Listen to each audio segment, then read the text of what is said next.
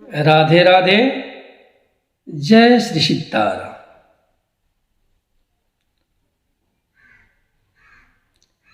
आज मैं आप लोगों के समक्ष एक ऐसी त्यागी नारी का कथा बताने जा रहा हूं जो बड़ा ही अद्भुत है।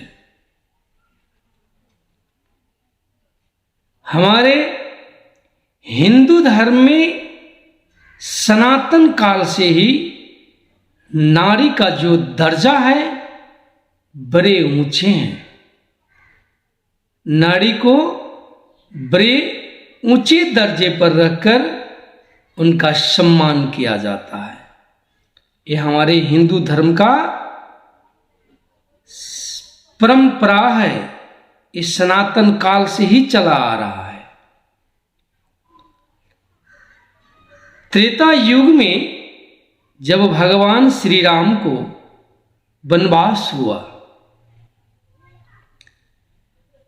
तो माता सीता बड़े ही सरल और सहज भाव में स्वयं को वनवास जाने के लिए तैयारी कर ली और पति सेवा के लिए माता सीता राज दरबार के सारे सुख सैयल सबको त्याग कर कर एक सन्यासिनी की भांति अपने पति की सेवा में वन को चल दिए। और उसी समय जो बाल्यकाल से जो बचपन से ही प्रभु राम को सेवा करते थे, उस अवस्था में उनका वो प्रिय भाई भला लक्ष्मण जी कैसे वंचित रह जाते हैं। लक्ष्मण जी भी अपने प्रभु श्री राम का और माता सीता के सेवा के हेतु अपने आप को तैयार करके माता सुमित्रा से आज्ञा भी ले ली। परंतु लक्ष्मण जी के आगे एक बड़ा ही समस्या, बड़ी एक अड़चन आ खड़ा हो बैठा, क्योंकि उन्होंने सोचने लगा कि माता सुमित्रा से तो मैंने वचन ले भी लिया, परंतु जब वो अपने कक्ष में जहां उर्मिला उनका राह देख रही थी, अपने कक्ष की ओर बढ़ रहे थे, तो मानो कि उनके पैर में जंजीर लग गया।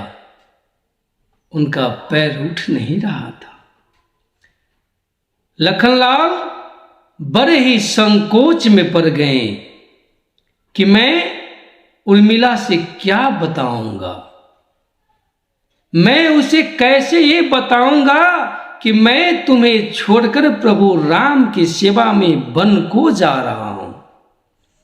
उनके लिए बड़ा संकोच का विषय हो गया, परंतु फिर भी अपने मन में साहस और धैर्य जुटाकर वो आगे बढ़ रहे थे। वो सोच रहे थे, यदि मैं उर्मिला को बिना बताए वन चला गया तो उर्मिला रो रो के जान दे देगी, और यदि मैं बताया तो मेरे साथ वन जाने के लिए जिद करेगी। वो मुझे मजबूर कर देगी कि यदि सीता जी अपने पति श्री राम की सेवा के खातिर वन जा सकती है तो मैं अपने पति लक्ष्मण जी के सेवा और प्रभु राम और माता सीता की सेवा हेतु मैं वन क्यों नहीं जा सकती। ये बड़ा धर्म संकट खड़ा हो गया लखनलाल के आगे। फिर भी लखनलाल अपने कक्ष की ओर गए, और जब लखनलाल अपने कक्ष में गए तो वहां का जो दृश्य था बड़ा ही करुणामय दृश्य था। जैसे ही वो द्वार पर पहुंचे, वहां उर्मिला जी एक थाल में एक दीपक जलाकर आरती सजाए हुए लखनलाल के लिए प्रतीक्षा कर रही थी कि मेरे स्वामी कब आएंगे मेरे इस कक्ष में कि मैं उन्हें वन के लिए विदा कर दूं। वो बड़े ही प्रसन्न मुद्रा में, सहज और सरल भाव में लखनलाल जी की प्रतीक्षा कर रही थी। और जैसे ही लखनलाल जी पहुंचे, उन्होंने कहा, नाथ चिंता नहीं मोर अब करहु, विलंब न कीजो धर्म पद धरहु। रघुबर के संग मातु जानकी सेवा करहो, प्रभु कृपा निधान की। हे स्वामी, आप मेरे चिंता मत करो। हे स्वामी, मैं आपके पथ के बाधक नहीं बनना चाहती। मेरे कारण यदि अब आपको प्रभु भक्ति में कोई बाधा आए, इसलिए मैं आपके साथ जाने के लिए भी जिद नहीं करूंगी। हे स्वामी, आप जाओ, आप प्रभु भक्ति में जाओ, प्रभु और माता जानकी को सेवा करो। आप मेरी चिंता मत करो प्रभु, आप जाओ, वन को जाओ। बड़े सहज भाव से कह दिए। जिन बातों के लिए लखनलाल जी संकोच में थे, उन बात को बड़े सहज रूप से उर्मिला लखनलाल के आगे विनती करने लगे। वास्तव में एक नारी धर्म ही यही है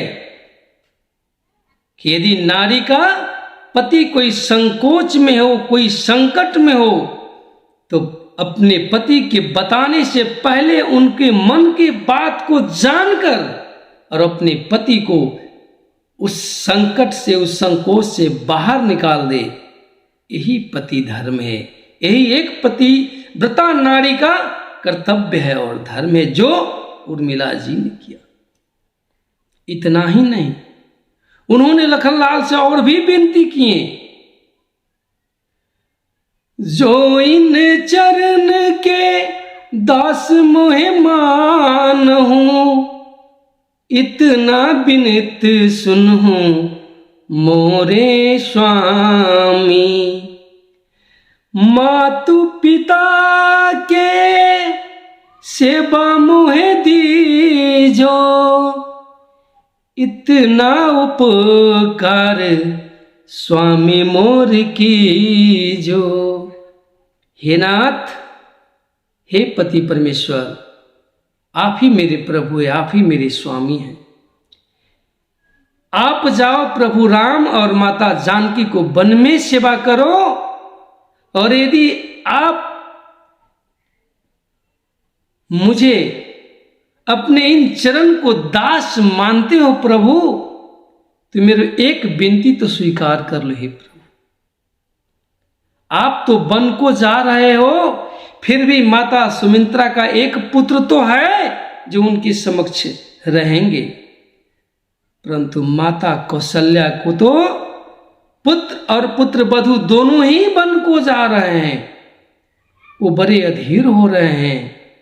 पिताजी प्रभु राम के लिए बड़े अधीर हो रहे हैं।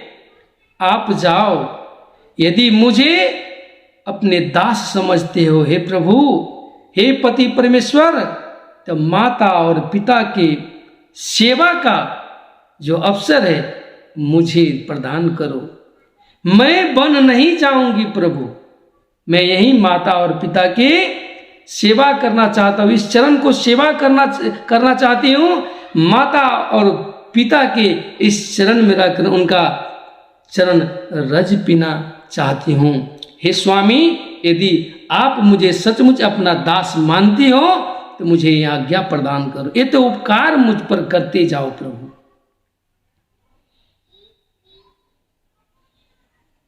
बस लखनलाल जी उस समय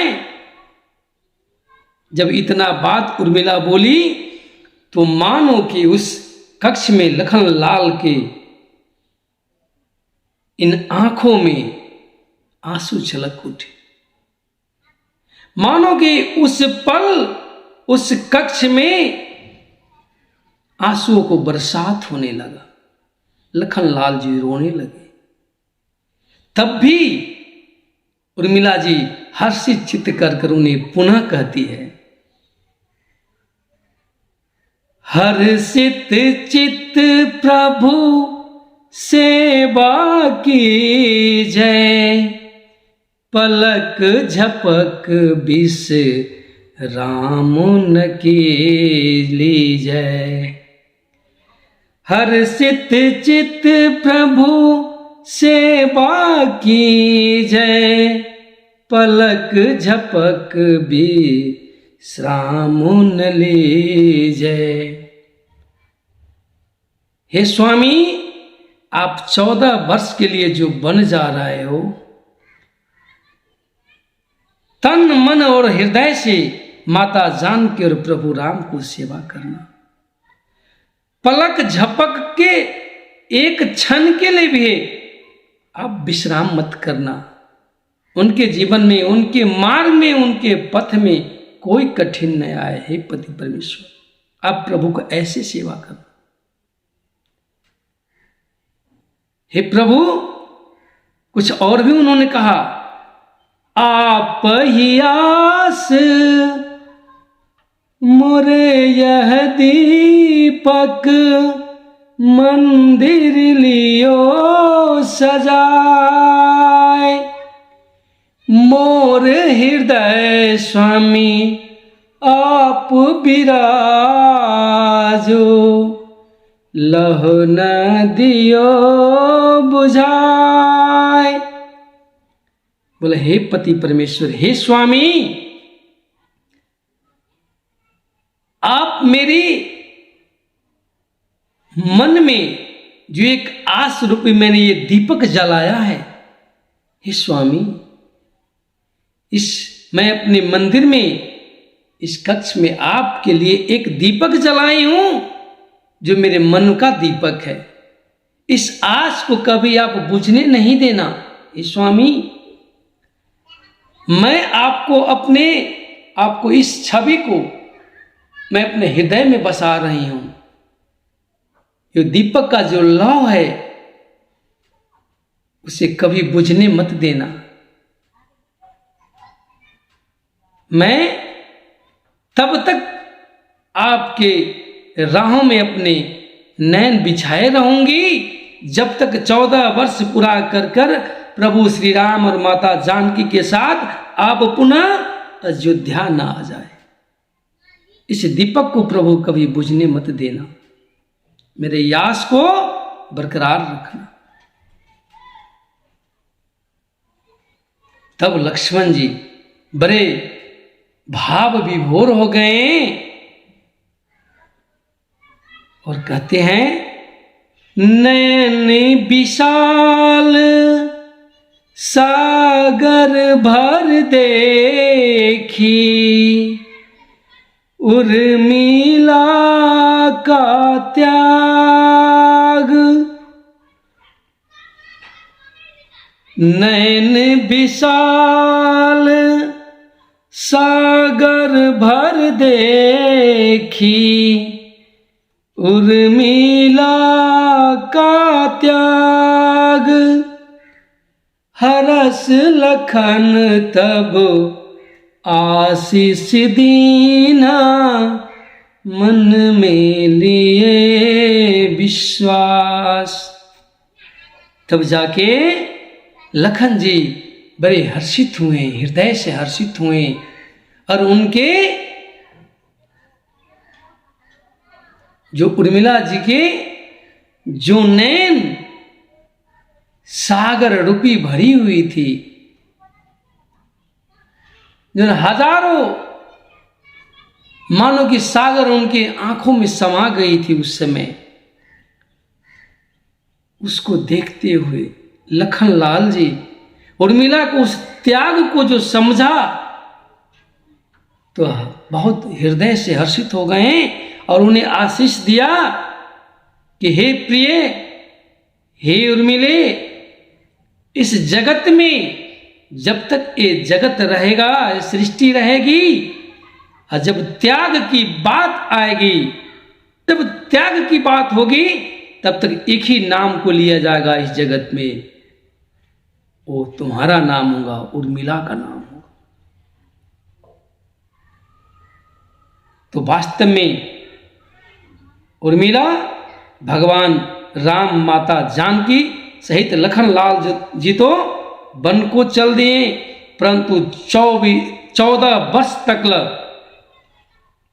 उर्मिला एक तपस्विनी के भांति सदैव अपने दिन बिताई